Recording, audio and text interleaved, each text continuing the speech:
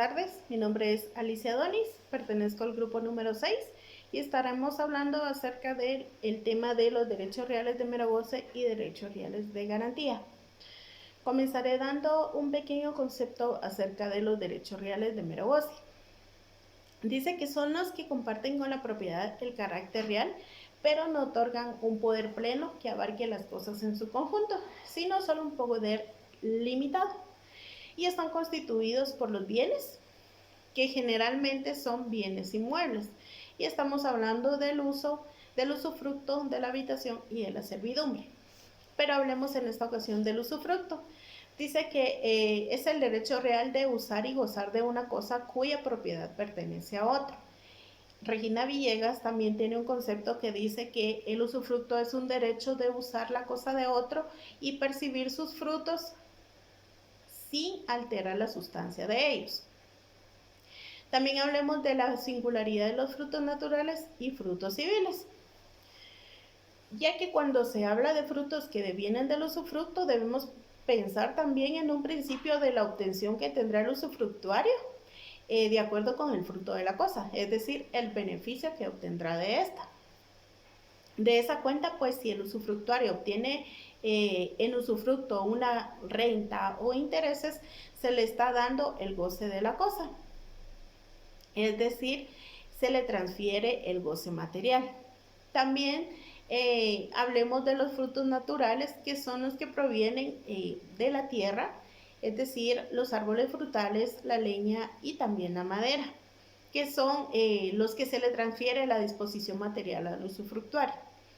Por último, quiero mencionar también la naturaleza jurídica del usufructo, que ha sido un tema controversial debido a la inclusión que tuvo en la servidumbre como un derecho real independiente, y esto se fue dado durante la Revolución Francesa.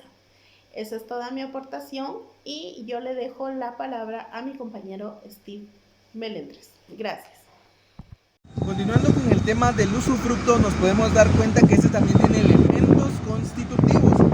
Entonces, la número 1 son los elementos subjetivos o personales, que son el nudo propietario, que es la persona en sí, el que está dando su bien en usufructo, el usufructuario, la persona que va a gozar de este bien, y luego nos damos cuenta que hay una segunda clasificación, que son los elementos objetivos o reales.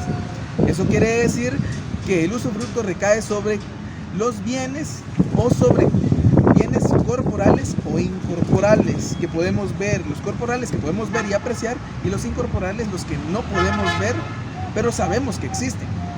Ahora, la clasificación del usufructo, la número 1 es por la persona. La persona, la simple, es solo una persona. La múltiple, constituido por varias personas. La simultánea, que se forma una comunidad en la cual varios gozan de este usufructo. La sucesiva, que varias personas entran en goce de este usufructo conforme el tiempo, conforme van pasando una persona y otra. La número 2, por las cosas. El propio o normal, que recae sobre cosas no consumibles, es decir, que son aquellas cosas que nosotros utilizamos, más sin embargo, más adelante se pueden volver a utilizar. Ahora bien, el impropio o el anormal es lo contrario, porque recae sobre cosas consumibles, es decir, que si lo utilizamos una vez, posteriormente ya no vamos a poder volverlo a utilizar. El singular recae sobre cosas determinadas, es decir, sobre bienes, cosas, etc. La número 3, por el objeto, usufructo sobre las cosas. Hablando de podemos sobreentender lo que es sobre las cosas aquellas que están en comercio, o sea, cosas adquiribles que podemos nosotros adquirir por medio de una compraventa o por medio del dinero. Y el usufructo sobre derechos, siempre y cuando, va a recaer siempre y cuando no sean personalísimos e intransmisibles. Ahora, por su origen, los legales, que son los que están estipulados en la ley. Los voluntarios, que es por voluntad, es decir, volitivo, inter vivos o mortis causa. Es decir, hay una voluntad que puede ser entre vivos, que es por contrato, y mortis causa como un testamento. Ahora, por su duración, puede ser vitalicio, que es toda la vida, y a plazos, es decir, una semana, 2 semanas, un mes, 2 meses, un año, que se puede gozar de este usufructo. Ahora bien, las servidumbres personales, ¿qué son estas? No son más que el uso, el usufructo y la habitación. Entonces, cuando nos mencionen las servidumbres personales, nos están refiriendo al usufructo, el uso y la habitación. Ahora, los frutos, su uso y su aprovechamiento. Los frutos son aquellos que se obtienen a través del usufructo, es decir, los que vamos a gozar nosotros como usufructuarios. Entonces, dentro de esta existen 2 clases de frutos. Están los frutos naturales, es decir, los que nacen de la tierra, los animales y algunas otras cosas que nosotros podemos gozar, obtenemos y podemos gozarlo. Ahora bien, los frutos civiles, que es por rendimiento de las cosas, es decir, por cuánto estas se producen, por cuánto estas se comercializan, por si lo queremos ver de esa manera, y obtenemos nosotros el goce de estos bienes, los cuales podrían ser expresados en dinero si estamos hablando de un rendimiento y una producción. Y eso sería todo. Gracias. Mi nombre es Ramiro Chan y dando seguimiento a la exposición, a mí me corresponde hablar sobre los modos de extinguir el usufructo. Como ya sabemos, el usufructo es el derecho real de usar y gozar una cosa cuya propiedad pertenece a otra, con tal que no se altere la sustancia. Ya con esta breve definición, al querer hablar sobre los modos de extinguir el usufructo, nos podemos dirigir directamente al artículo 738 de nuestro Código Civil, en el cual nos especifica y nos explica los modos de extinguir el usufructo. Nos indica lo siguiente: el usufructo se extingue, punto primero, por muerte del usufructuario, punto segundo, por vencimiento del plazo por el cual se constituyó o por realizarse la condición resolutoria a la cual estaba sujeto el usufructo, punto tercero, por la reunión del usufructo y de la propiedad en una misma persona. Punto cuarto, por prescripción. Al hablar de prescripción, vamos a tomar en cuenta que si el titular del usufructo no usa, no disfruta de la cosa, la abandona, entonces esto prescribe derecho por el transcurso de 5 años, según lo que establece el Código Civil en su artículo 1508. Punto quinto, por renuncia del usufructuario. Punto sexto, por la pérdida de la cosa usufructuada. Punto séptimo, por la anulación o cesación del derecho del que constituyó el usufructo. Ya dando seguimiento igualmente al tema, hablaremos sobre las formas de constituir el derecho, en el cual nos explica 2. Sería contrato y acto de última voluntad. Ya teniendo fundamento para estos temas, nos dirigimos a los artículos 704 al 706 de nuestro Código Civil. En el 704 nos menciona que el usufructo se constituye por contrato o por acto de última voluntad, como se lo mencionaba anteriormente. En el artículo 705, la duración del usufructo. Para no entrar directamente a lectura de dicho artículo, la síntesis nos indica que se constituye un tiempo fijo, vitalicio, puramente o bajo condición, pero no a perpetuidad. Esto es sobre todo en cualquier tipo de especie de bienes muebles e inmuebles. En el 706 nos explica la duración, que serían de 30 años. Entonces, independientemente cuál sea el material o la cosa, entonces no va a poder excederse directamente por 30 años, y nos lo indica en el artículo 706 de nuestro Código Civil. Dando lectura de igualmente, el siguiente tema sería el cuasi usufructo. Este nos explica que existen bienes que no pueden gozarse sin consumirse, teniendo entonces el derecho de consumir la cosa en usufructo, pero la obligación de restituir una cosa semejante al terminar el usufructo. De igual manera, si necesitamos un fundamento, nos dirigimos al artículo 713, en el cual nos dice lo siguiente: obligación de restituir.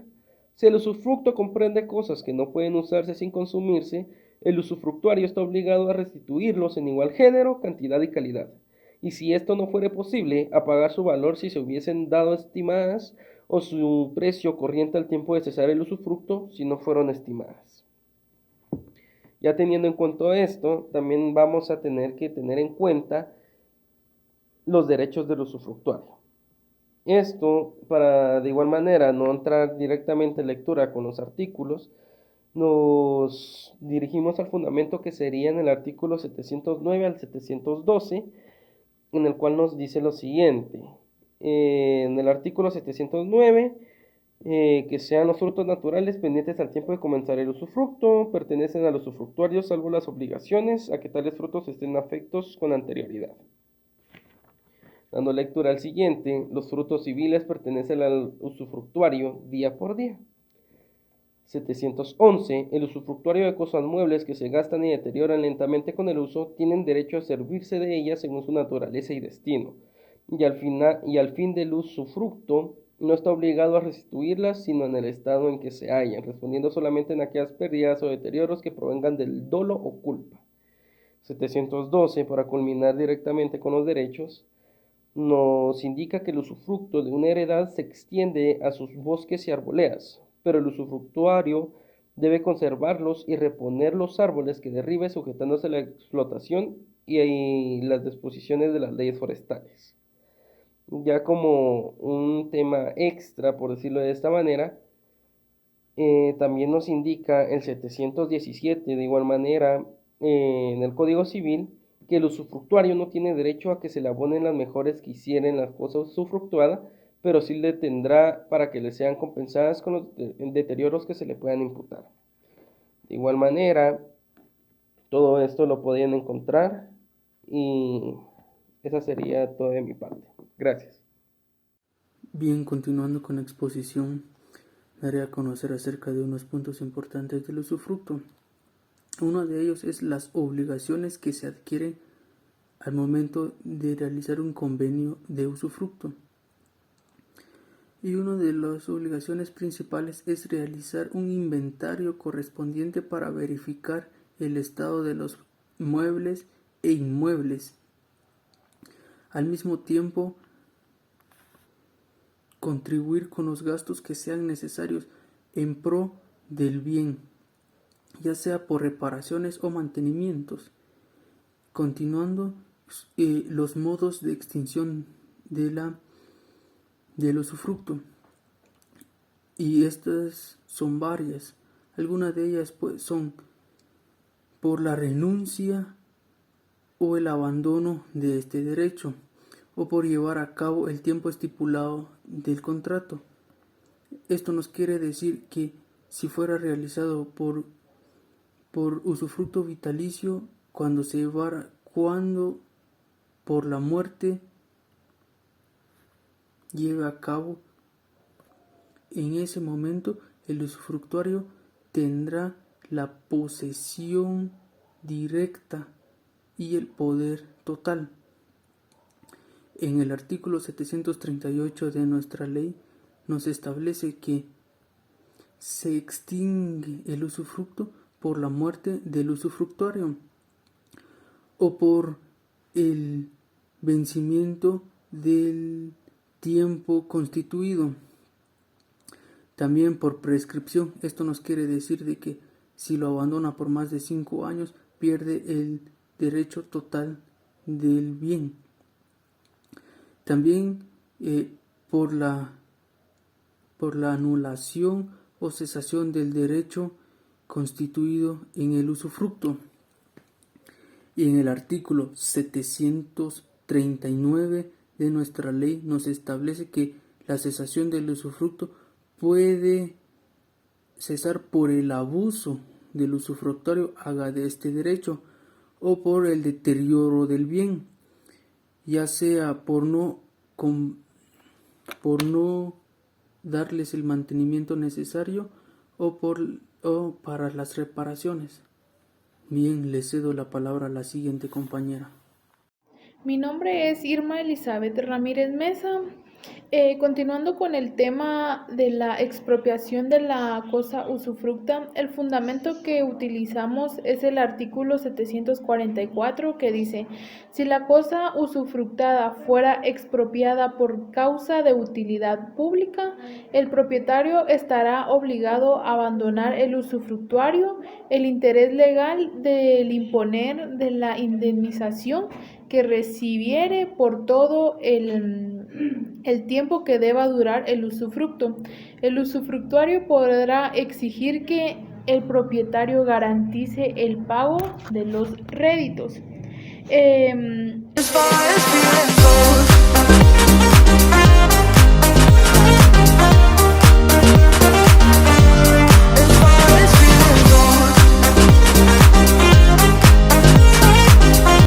Fundamento legal es el artículo 745 del Código Civil. También es un derecho de uso en el que consiste en servirse materialmente de una cosa según su naturaleza para placer o provecho personal de su titular, teniendo el usuario la posibilidad de disfrutar de los mismos derechos que en el usufructo, de gozar y disponer de las cosas, pero únicamente hasta el monto que alcance a satisfacer sus necesidades particulares y la de su familia. Los derechos reales de uso y habitación se constituyen de igual manera que el derecho de usufructo, es decir, de las siguientes maneras. 1. Por ley. 2. Por testamento.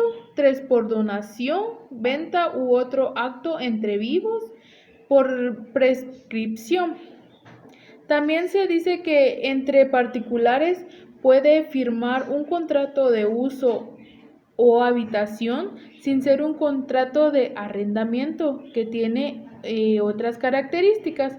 El derecho de uso y habitación se extingue por las siguientes causas.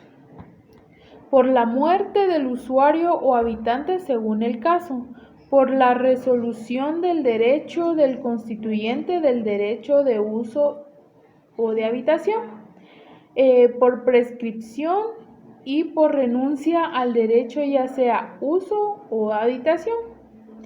También encontramos 3 elementos importantes que es del derecho de uso. Uno de ellos es el elementos reales.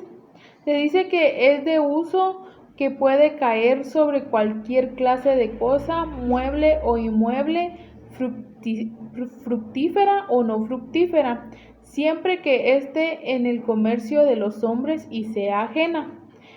Otro elemento es el elemento personales, que es un nudo propietario y eso se refiere que es el propietario de la cosa grabada del uso. También se encuentra el usuario, que es el titular de este derecho.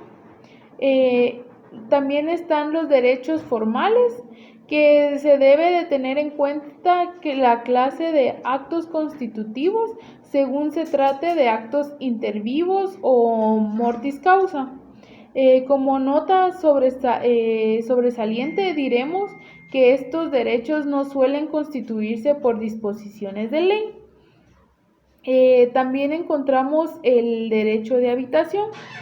El derecho de habitación es derecho real, es un derecho de utilizar una finca urbana para habitar gratuitamente algunas piezas de una casa. El derecho de habitación nos fundamentamos con el artículo 746 de la Constitución Política de la República de Guatemala y una de las definiciones que podemos dar es que entendemos que el derecho de habitación es aquel derecho de uso gratuito, intransmisible y temporal, concebido a una persona para que éste y su familia vivan o moren en un bien inmueble o parte de este, ¿verdad? Pertenece a otra persona quedándoles prohibida la percepción de frutos o disfrute. También tiene varias características y entre ellas encontramos que sería el uso de la vivienda en este, ¿verdad? La primera que sería no existe disfrute sobre el bien. El segundo que encontramos recae sobre un bien inmueble o una habitación de este. También que es gratuito, es temporal y es intransmisible.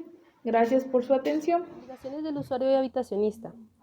Según lo regulado dentro del Código Civil podemos mencionar las siguientes. Primero, para gozar de los derechos de uso y habitación deberá realizarse un inventario formal con el fin de conocer el estado en el que se encuentra él o los inmuebles, siendo las mismas prescripciones que para el usufructo en cuanto a la garantía. Segundo, usar el inmueble con diligencia para garantizar su aprovechamiento a favor del propietario. Tercero, contribuir con los gastos y mantenimiento proporcional a la parte que ocupa, sea parcial o total. Las obligaciones del usuario y habitacionista, según la teoría, se podría decir que son derechos reales independientes del usufructo y diferentes entre sí, regulados en el Código Civil. Tanto el uso como la habitación puede constituirse mediante un negocio jurídico. El derecho de uso es un derecho real en cosa ajena, concedido de forma personal al usuario para obtener todos los servicios o frutos que pueda aprovechar. Su constitución es voluntaria o por prescripción y el contenido de uso y frutos viene determinado por lo que pueda consumir el usuario. El derecho de habitación es un derecho real en cosa ajena con finalidad exclusiva de alojamiento, con obligaciones y limitaciones, que a diferencia del uso es singular y autoriza a ocupar las partes necesarias y no toda la casa. El objeto de la casa y la finalidad es el alojamiento, excluyendo de esta el pago de una renta. Los mismos son inscribibles en el registro de la propiedad. La extinción de los derechos de uso y habitación según lo regulado en el Código Civil menciona lo siguiente. Primero, la muerte del usuario, habitacionista o usufructuario. Segundo, por vencimiento del plazo establecido o por condición resolutoria en la que se encontraba sujeto el usufructo. Tercero, por la reunión del usufructo y la propiedad en una misma persona. Si se realiza en una parte de la propiedad, lo demás seguirá con usufructo. Cuarto, por prescripción, cuando el titular no disfruta la propiedad o la abandona por el transcurso de 5 años. Quinto, por renuncia del usuario o habitacionista, exceptuando las renuncias hechas en fraude de acreedores. Sexto, la pérdida de la cosa usufructuada, considerando que si no es total la pérdida, el derecho continúa sobre el resto. Séptimo, por anulación o cesación del derecho que constituyó el usufructo. La extinción de los derechos de uso y habitación, en teoría, se podría decir que son complementos del usufructo debido a que son similares en cuanto a la constitución, obligación y extinción. En la extinción no se puede ejercer el derecho de reclamar el cumplimiento del deber o la obligación, debido a que cesa o acaba del todo un bien dentro de un plazo establecido. La diferencia entre usufructo y uso y habitación es que el usufructo brinda el derecho de disfrutar de los bienes ajenos sin necesidad de ser propietario. El uso únicamente permite el uso y percepción de ciertas partes cuando sea factible. Este permite utilizar un bien ajeno y percibir los frutos del mismo. En la habitación es un derecho real temporal que permite al titular usar gratuitamente un bien o las partes necesarias.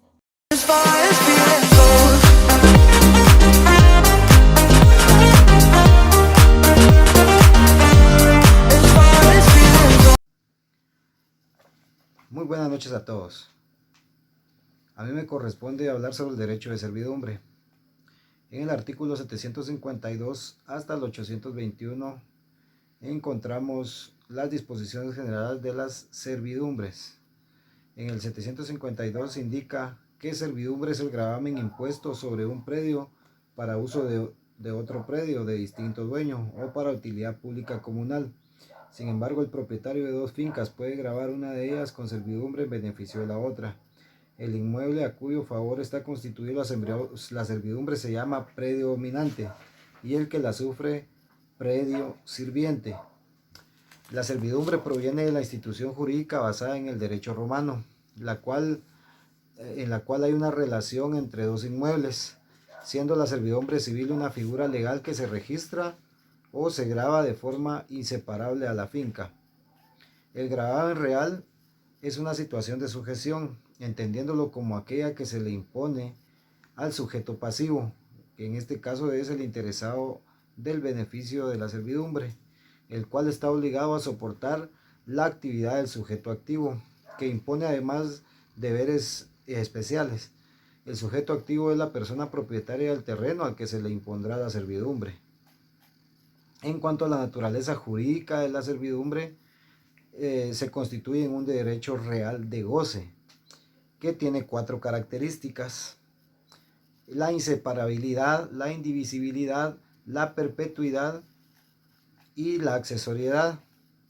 La inseparabilidad se refiere o indica que el cambio de propietario no modifica la situación de la servidumbre, porque este gravamen está vinculado a los predios y no a las personas.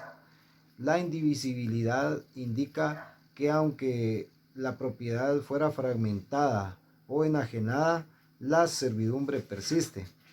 La perpetuidad se refiere a que la servidumbre se realiza entre los derechos reales desmembrados de la propiedad a que es perpetua, a diferencia del usufructo y el uso, no está dentro de este marco, puesto que son temporales. Y la accesoriedad se refiere a la servidumbre de un derecho accesorio, es decir, que está ligado al predio dominante de una manera inseparable. Por consiguiente, no pueden ser cedidos, ni embargados, ni hipotecados separadamente. Y también vamos a ver cómo se constituye la servidumbre, la cual hay 3 formas, que en este caso sería la primera por determinación de la ley, por la determinación de la voluntad humana y por prescripción. En este caso, la primera, que es por determinación de la ley, sería las legales o forzosas. Las legales o forzosas, en el caso de la determinación de la voluntad humana, que sería la segunda, sería denominada simplemente voluntarias, que tiene que haber voluntad de la persona. Y por prescripción, que solamente algunos de estos tipos de servidumbre, como son las continuas y aparentes, son las que pueden prescribir. Y la clasificación de las servidumbres, en esta encontramos seis clasificaciones, que sería por su contenido, por el uso o ejercicio, por las evidencias de su existencia o por su ostensibilidad, de las servidumbres continuas y discontinuas, por su origen y por la naturaleza de los predios. La primera clasificación, que es por su contenido, se subdivide en 2, en positivas y en negativas. Entonces, cuando se refiere a su contenido, se refiere a la autorización que se le da al propietario de la finca dominante a ejecutar directamente actos de uso sobre la finca sirviente. Las positivas serían las que le otorgan permiso para poder hacer uso de esas tierras, de esa propiedad, y las negativas son las que le impiden los derechos a hacer uso de esa propiedad. La segunda, que es por el uso o ejercicio, también se subdividen en 2, que serían continuas y discontinuas. Las continuas son aquellas cuyo uso puede ser continuo sin necesidad de actos actuales del hombre, en donde su ejercicio no exige actos sucesivos y repetidos de parte del propietario. Y las discontinuas son aquellas que tienen necesidad de hechos actuales del hombre para ejercer, es decir, alguien que se oponga, consistiendo esencialmente en la posibilidad para el propietario del predio dominante de ejecutar actos sobre el predio sirviente. La tercera, que son para las evidencias de su existencia por su ostensibilidad, también se subdividen entre las aparentes y las no aparentes. Las aparentes son cuando se muestra por obras exteriores tales como una puerta, una ventana o un acueducto. Y las no aparentes son aquellas que existen, donde existen signos viables que revelen su existencia. Por ejemplo, una servidumbre de no construir o de no sobrepasar una altura determinada de un edificio. Y la cuarta sería de las servidumbres continuas y discontinuas, que esta simplemente es una forma de donde surgen otras formas de servidumbres, que serían las continuas aparentes, las continuas y no aparentes y discontinuas y aparentes. La quinta sería por su origen, que en este caso serían las voluntarias, las legales naturales y las legales propiamente dichas. Y la sexta que sería por la naturaleza de los predios, que en este caso serían dos también, que la urbana y la rústica. La urbana consiste en el aprovechamiento de un edificio o de una vivienda. Cuando se quiere construir una vivienda se constituye en una servidumbre urbana. Y en la rústica es cuando solamente se usa para la siembra. La diferencia entre servidumbre y usufructo. En este caso, las servidumbres prendales tienen en común el usufructo, que ambas otorgan el goce del bien. En este caso, por ejemplo, por el contenido, en el usufructo es el pleno goce de la cosa y en la servidumbre es de goce limitado por la duración. El usufructo es temporal y la servidumbre es indefinida. Cuando se habla de la finalidad o causa, en el usufructo es el beneficio de una o más personas y en la servidumbre es la utilidad de un fondo o indirectamente la de su dueño. Y cuando se habla por el objeto, en el usufructo puede serlo toda clase de bienes, mientras que en la servidumbre solo puede recaer sobre inmuebles por naturaleza. ¿Cuáles son las causas de existencia de las servidumbres? En el Código Civil, en sus artículos 817 y 820, señala esas causas. Son 6. Por el no uso, cuando los predios llegaren sin culpa del dueño sirviente, cuando son por remisión gratuita u onerosa, cuando constituida en virtud de un derecho revocable se vence el plazo, cuando las servidumbres legales establecidas por utilidad pública o comunales, y la sexta por confusión.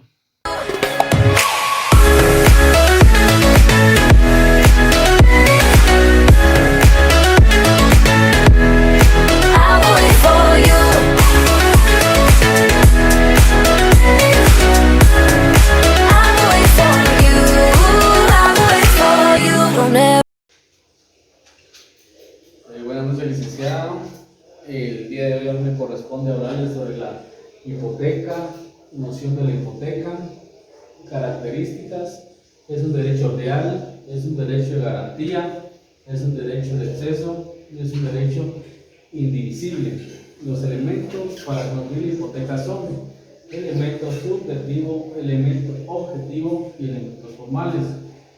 Se dice que la hipoteca es una garantía de pago que nosotros como deudores le hacemos a un acreedor. Y cuando hablamos de la noción de la hipoteca, se dice que es un derecho real que recae sobre un bien inmueble afectado. Y cuando hablamos sobre las características y se dice que es un derecho real, se está hablando que nosotros le estamos dando un poder jurídico al banco de nuestro bien inmueble. Y cuando hablamos de la garantía, estamos hablando de que al momento de nosotros no pagar dicho préstamo, por ejemplo, si fuera un banco, el banco tiene el derecho de quitarnos nuestro bien inmueble. Y cuando hablamos de un derecho de acceso, este dice que debe existir al inicio de la propiedad para que del derecho de acceso le dé un soporte al derecho de garantía. Cuando hablamos de un derecho indivisible, dice que por su naturaleza es que cuando se divide el inmueble hipotecario entre los derechos del deudor, cada heredero responde hipotecariamente por el total, es decir, que la fracción del inmueble que se le atribuye solo se libera de la hipoteca por el pago total de la deuda. Asimismo, también sobre los elementos para construir la hipoteca son elementos subjetivos y se dice que el acreedor, o sea, el derecho real de hipoteca constituye el sujeto activo. Y el derecho objetivo son los primeros términos de la obligación que se garantizan en la hipoteca, y en segundo término la cosa que se grava para seguridad de la obligación.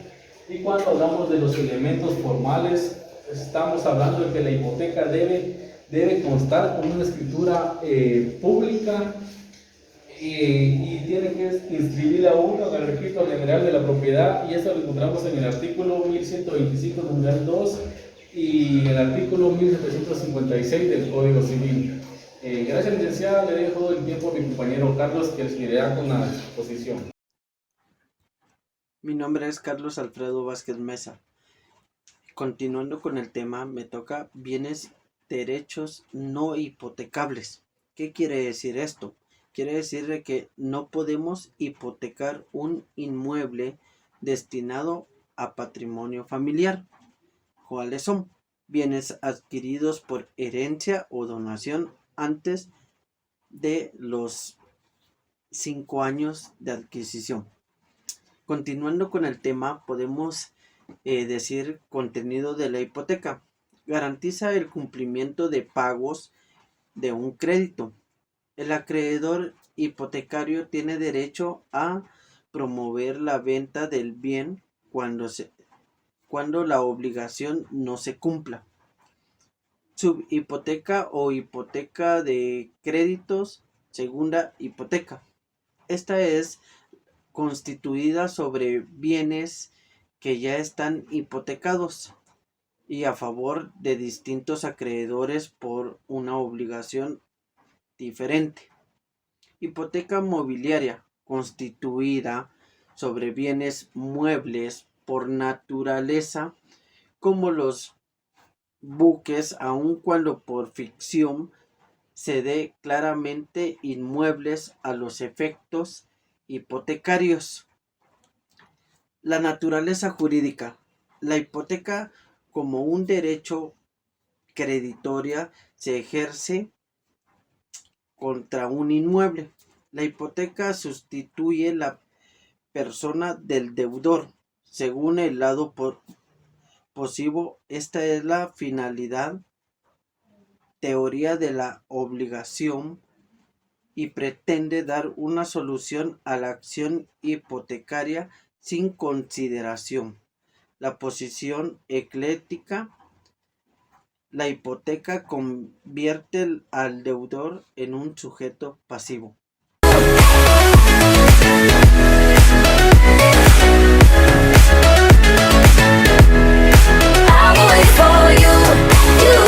La prenda es un contrato donde el deudor entrega al creador un objeto mueble como garantía de sus obligaciones. Gracias. Buenas tardes. Dando continuidad con nuestra exposición, yo vengo a hablarles sobre la clasificación de la prenda. En primera tenemos lo que es la prenda ordinaria, y es la cosa real y concreta dada en garantía. La podemos encontrar en el artículo 886 de nuestro Código Civil. Luego tenemos lo que es la prenda de crédito. Es la prenda conversiva de bienes inmateriales. También la podemos encontrar en el artículo 887 de nuestro Código Civil. Luego tenemos lo que es la prenda de desplazamiento, pero lastimosamente por el tiempo que tengo, pues no voy a entrar en mayor detalle, pero sí está regulado en el artículo 904 de nuestro Código Civil. Luego tenemos lo que es la prenda abierta, también llamado prenda en stock, y es la prenda sobre bienes fungibles. Luego, la constitución de la prenda. La prenda está constituida por 3 elementos. La primera, elementos subjetivos, y en ella podemos encontrar el titular del derecho y el propietario de la cosa grabada. Segunda, elementos reales, es la obligación asegurada de la cosa dada en prenda. También la podemos encontrar en el artículo 880 de nuestro Código Civil. Tercera, elementos formales, es la prenda que debe constar en escritura pública o privada, haciéndose constar la naturaleza y la especie de la prenda. Características. Es un derecho real de garantía porque asigna al deudor la potestad inmediata y directa de promover la venta del bien respectivo. Segunda, es un derecho de garantía, por lo tanto es un accesorio. Tercera, recae siempre sobre bienes muebles. Y la cuarta, es indivisible. Contenido de la prenda, ser pagada con preferencia a otros acreedores. Si son varios los acreedores, el primero tiene derecho de sustituir al depositorio. Tercera, derecho de retener la prenda cuando ésta pertenezca a un tercero. Cuarta, tiene el derecho de exigir otra garantía o a que se le pague inmediatamente el crédito. Quinto, pedir que la prenda se vende en subasta pública. Sexta, le asiste el derecho de recibir la cosa dada en prenda saneada. Y por último, la extinción de la prenda. Tengo un listado de estos, pero voy a mencionar los más importantes. La primera, por el cumplimiento de la obligación. Segunda, por la venta que se haga de los bienes ignorados. Y tercera, por la pérdida o la destrucción de la cosa. Así que, por mi parte, esto ha sido todo por mi exposición, así que le agradezco bastante por su tiempo. Muchas gracias.